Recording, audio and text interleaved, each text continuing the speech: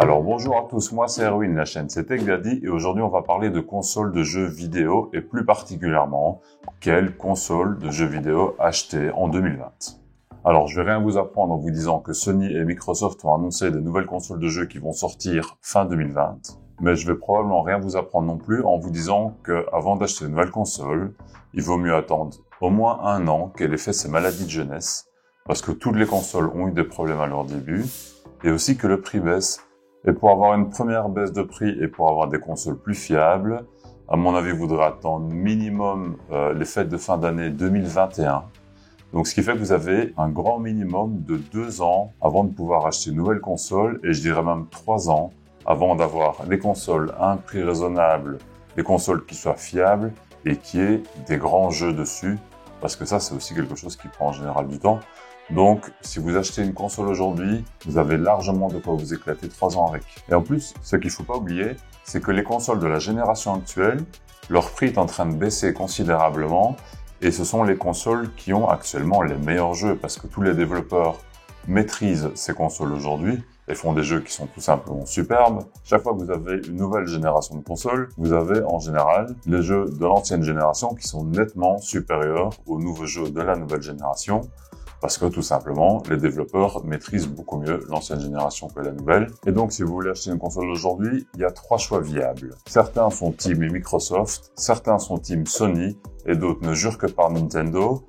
Mais il y a vraiment une console pour une personne. Mais quelle console devriez-vous vraiment acheter en 2020? Il y a une réponse à cette question et je vous la donne après l'intro.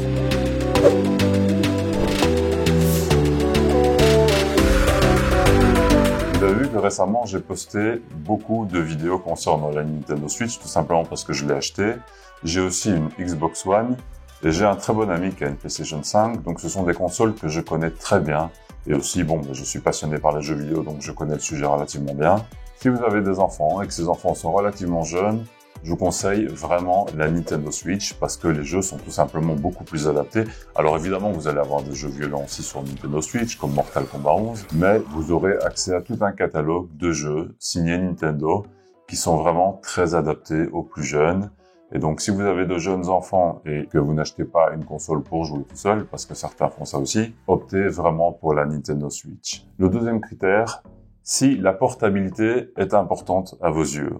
Si vous voulez jouer dans le métro, au parc, en voyage, dans l'avion, dans le train, peu importe, si chaque fois que vous êtes en déplacement, vous voulez pouvoir sortir votre console de jeu et jouer directement sur place, eh ben la Nintendo Switch, c'est la seule console sérieuse qui le fasse aujourd'hui et qui en plus a de très bons jeux, donc il n'y a vraiment aucune raison de ne pas opter pour celle-ci. Donc si vous faites partie de ces deux catégories, donc soit vous avez des enfants, soit la portabilité est très importante pour vous, la Nintendo Switch est vraiment ce qu'il vous faut. Avec des jeux comme Zelda, Super Smash Bros, Mario Kart, vous avez vraiment des jeux qui sont de grande qualité et avec lesquels il y a vraiment moyen de s'amuser. Par contre, si vous êtes déjà plus âgé, si vous êtes davantage un hardcore gamer et que vous jouez majoritairement en salon ou dans votre chambre, il vous reste 2 choix. Il vous reste la Xbox One et la Sony PlayStation 4. Et c'est là que la situation devient plus compliquée parce que il y a 2 camps qui sont vraiment retranchés sur leur position.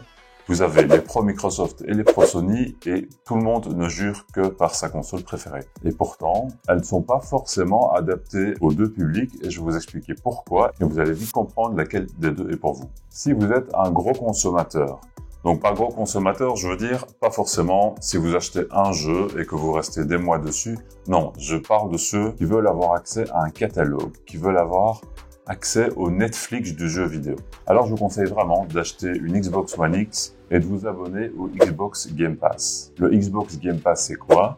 C'est comme un Netflix du jeu vidéo. Donc vous payez un abonnement de 9,99 € par mois et vous avez accès à un catalogue de plus de 250 jeux. Et parmi ceux-là, vous avez toutes les exclusivités de Microsoft. Et alors, vous avez beaucoup de jeux d'éditeurs tiers. Et je vous assure, si vous voyez la liste des jeux qui sont présents sur le Xbox Game Pass, c'est quasiment tous les meilleurs jeux qui sont sortis sur Xbox sont dedans. Et la raison pour laquelle moi j'ai une Xbox, c'est pour ça. C'est parce que c'est comme ça que moi j'ai envie de consommer mes jeux vidéo. J'ai envie d'avoir accès à un grand catalogue, de pouvoir changer régulièrement de jeu. Je suis pas forcément le type de joueur qui va acheter un jeu, qui va passer 6 mois dessus avant d'acheter le second. C'est pas du tout comme ça que moi je consomme. Donc avec le Xbox Game Pass, Soit vous parcourez la liste des jeux pour choisir, soit vous avez envie de jouer à un jeu précis, vous cherchez s'il se trouve dans le catalogue. Vous pouvez l'installer directement à partir du Game Pass pour qu'il puisse être joué directement sur la console sans devoir avoir une connexion Internet sur un cloud où vous allez avoir une latence qui va être assez désagréable. Ici, les jeux sont vraiment installés sur votre console comme si c'était des jeux traditionnels que vous avez achetés dans le commerce. Vous les installez, vous y jouez. Quand vous avez plus envie d'y jouer, vous les supprimez pour faire de la place pour en installer d'autres. Et si plus tard vous voulez de nouveau y jouer, vous pouvez de nouveau les réinstaller, il n'y a aucun souci, et reprendre votre partie où vous en étiez. C'est vraiment super pratique comme système. Si vous payez un petit peu plus cher, vous avez un abonnement qui vous permet aussi d'avoir la version PC. Donc vous avez des jeux sur Xbox, des jeux sur PC. Certains fonctionnent sur les deux, certains sont exclusifs à un mode de consommation. Donc si vous avez un PC, ça peut être vraiment intéressant aussi. Et donc ça, c'est ce que je recommande pour les gens qui sont comme moi et qui veulent consommer les jeux vidéo de cette façon.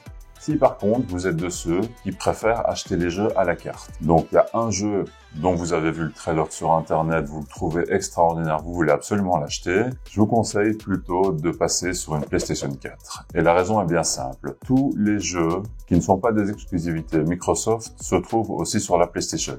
Donc jusqu'à présent, pas d'avantage à PlayStation. Mais les exclusivités Microsoft qui se trouvent pas sur PlayStation sont, soyons honnêtes, en règle générale assez mauvaises. À quelques exceptions près, parce qu'il y a certains jeux qui sont vraiment bien.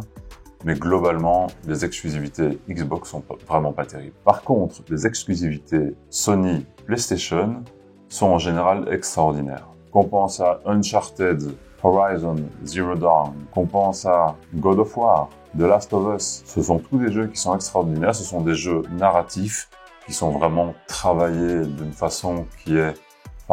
une fois qu'on rentre dans une histoire, une fois qu'on rentre dans un de ces jeux, c'est très difficile d'en sortir, ils sont vraiment exceptionnels. Sony a de loin les meilleures exclusivités et donc si vous devez acheter une console sur laquelle vous pouvez choisir vos jeux, je vous conseille vraiment de partir sur la console de Sony parce que c'est là que vous allez avoir accès à un catalogue de jeux, tout simplement les meilleurs jeux, et vous aurez aussi accès aux jeux qui sont en commun avec Xbox.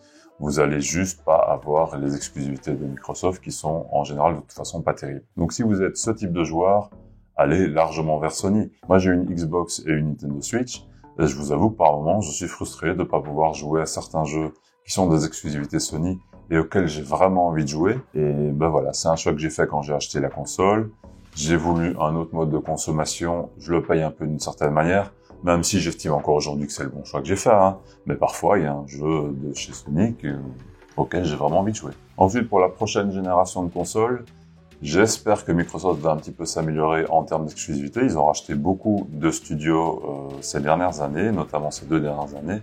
Il y a énormément de studios qui ont intégré le portefeuille de Microsoft. On va voir ce que ça donne. Il y a quelques bons studios, il y a quelques moins bons, mais globalement, je pense qu'ils ont vraiment une carte à jouer à ce niveau-là. Mais ça, on verra seulement quand les jeux vont sortir, on pourra seulement juger sur pièce. Alors avant de me faire incendier dans les commentaires, je sais que vous avez probablement des opinions qui sont différentes des miennes, ça c'est mon opinion, je pense sincèrement ce que je dis. Je pense vraiment que ces deux consoles ont un public différent, et elles ont toutes leur place sur le marché.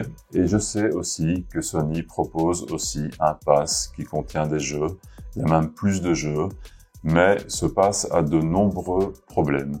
Déjà, la majorité des jeux sont en cloud, ça veut dire beaucoup de latence. Alors, il y a des jeux qu'on peut télécharger et auxquels on peut jouer directement sur la console.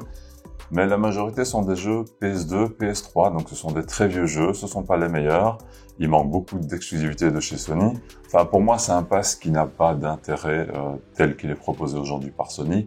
C'est pour ça que si vous voulez consommer le jeu vidéo de cette façon, je vous conseille vraiment de passer du côté de Microsoft, du Xbox Game Pass, avec une Xbox One X. Pour moi, c'est la meilleure option. Et si vous voulez pas de ce type de pass, allez chez Sony. Pour moi, encore une fois, c'est aussi la meilleure option. Voilà, donc un petit résumé rapide de la vidéo. Vous avez des enfants relativement jeunes, achetez une Xbox, achetez une Nintendo Switch, pardon. Si vous aimez la portabilité, si vous avez besoin d'une console portable, la Nintendo Switch également. Si vous voulez avoir accès au Netflix du jeu vidéo, la Xbox One X avec un abonnement à Xbox Game Pass de 9,99 € par mois. Et enfin, si vous êtes dans aucune de ces catégories mais que vous préférez acheter des jeux au cas par cas qui vous intéressent, largement, je pense que tout le monde sera d'accord, achetez une Sony PlayStation 4. Tout ça, c'était mon opinion, ça n'engage que moi. Je vous ai mis des liens en description vers tous les systèmes dont j'ai parlé aujourd'hui et vers quelques jeux que je trouve vraiment intéressants. Vous avez vu que j'ai fait pas mal de vidéos récemment sur la Nintendo Switch. Je vais sortir des vidéos sur d'autres produits de jeux vidéo, sur d'autres choses dans le secteur du gaming, que ce soit gaming PC ou console. Donc pour ne pas louper ça, abonnez-vous, cliquez sur la cloche, faites un petit like sur la vidéo et bonne semaine tech à tous.